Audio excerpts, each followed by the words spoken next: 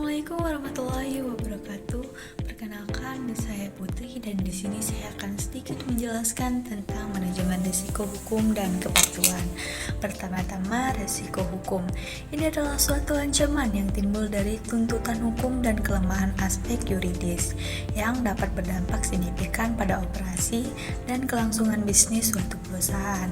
Mengelola risiko ini memerlukan pendekatan proaktif yang mencakup kepatuhan hukum, audit, dan penelitian risiko, konsultasi hukum, pelatihan karyawan, dan dokumentasi yang baik. Dengan demikian, perusahaan dapat mengurangi potensi kerugian finansial dan reputasi serta memastikan operasi bisnis yang lebih stabil dan terhindar dari masalah hukum yang serius. Nah, selanjutnya ada sumber-sumber risiko hukum. Yang pertama, litigitas. Suatu proses penyelesaian sengketa di pengadilan seperti gugatan hukum, biaya hukum, dan putusan pengendalian. Yang kedua, perikatan lemah. Ini adalah suatu perikatan atau kontrak yang lemah bisa menjadi sumber risiko hukum yang signifikan. Penyebab perikatan ini lemah seperti ketidakjelasan perjanjian, klausul yang tidak sah, dan ketiadaan syarat penting. Dan yang terakhir ada undang-undang. Suatu regulasi dan undang-undang juga menjadi salah satu sumber risiko hukum, seperti kepatuhan terhadap regulasi, perubahan regulasi, dan pengawasan dan penegakan. Nah, selanjutnya ada penerapan manajemen risiko hukum. Penerapan manajemen risiko hukum ini adalah suatu komponen penting dalam menjaga integritas dan keberlanjutan operasional perusahaan.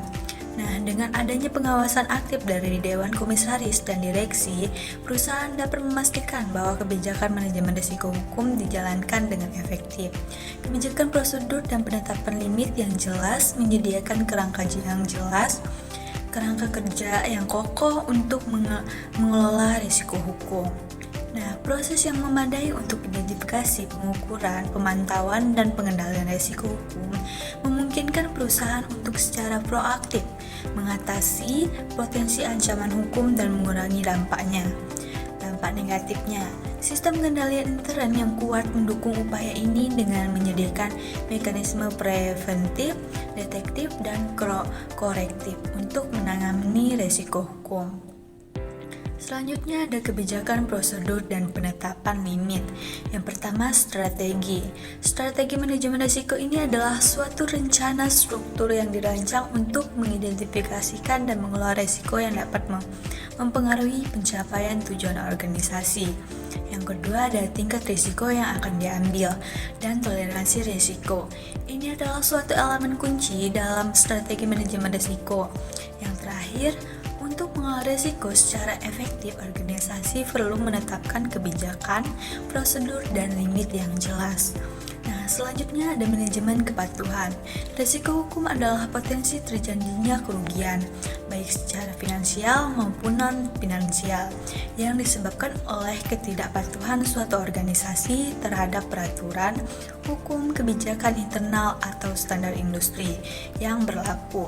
Risiko ini dapat mengakibatkan berbagai konsekuensi negatif, seperti denda, sanksi hukum, reputasi yang terancam, dan bahkan kerugian operasional. Nah, selanjutnya ada tujuan utamanya. Memastikan bahwa proses manajemen risiko dapat meminimalkan kemungkinan dampak negatif dan perilaku perusahaan yang menyimpan atau melanggar standar yang berlaku umum, ketentuan dan peraturan dan perundang-undang yang berlaku. Nah, selanjutnya ada penerapan manajemen risiko kepatuhan. Yang pertama, kebijakan prosedur dan penetapan limit. Ini adalah suatu kebijakan yang harus mencakup panduan untuk identifikasi, pengukuran, pemantauan, dan pengendalian risiko kepatuhan. Sedangkan penetapan limit mengacu pada batasan-batasan tertentu yang ditetapkan untuk mengendalikan risiko agar tetap dalam tingkat yang dapat diterima identifikasi. Identifikasi risiko ini menentukan area-area di mana risiko kepatuhan mungkin muncul dan menilai potensi dampaknya. Yang kedua, pengukuran risiko. Ini mengukur sejauh mana risiko tersebut dapat mempengaruhi organisasi. Selanjutnya ada yang ketiga, sistem pengendalian intern. Dan yang terakhir ada pengawasan aktif komisaris. Nah, jadi itu saja yang dapat saya sampaikan. Wassalamualaikum warahmatullahi wabarakatuh.